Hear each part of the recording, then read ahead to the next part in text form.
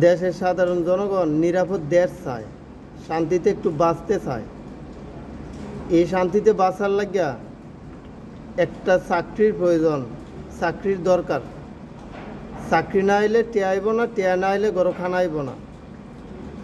বাচ্চা তার লাগিয়া কাজের দরকার, পেট বাঁচাইতে হলে কাজের দরকার।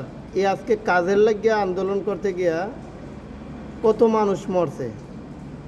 একটা দেশের সরকার চাইলে সব কিছু করতে পারে।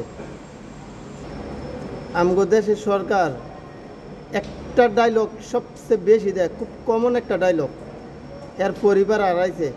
এখন যে শত শত মানুষের পরিবার, ছেলে সন্তান, ভাই বোন, আত্মীয় স্বজন যে মরতাছে, তাগো বুঝি কষ্ট লাগে না?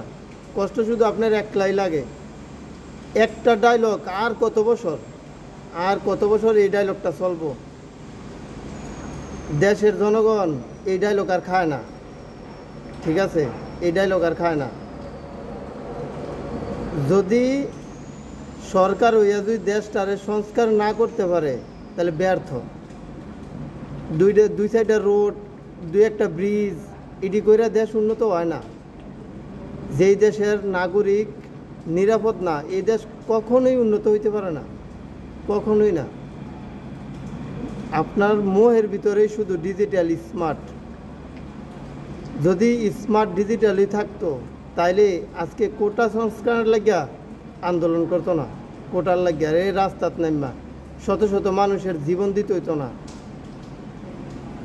ঠিক আছে? আপনারা বুঝেন, সবই বুঝেন, কিন্তু মানতে নারাজ আপনারা, ঠিক আছে?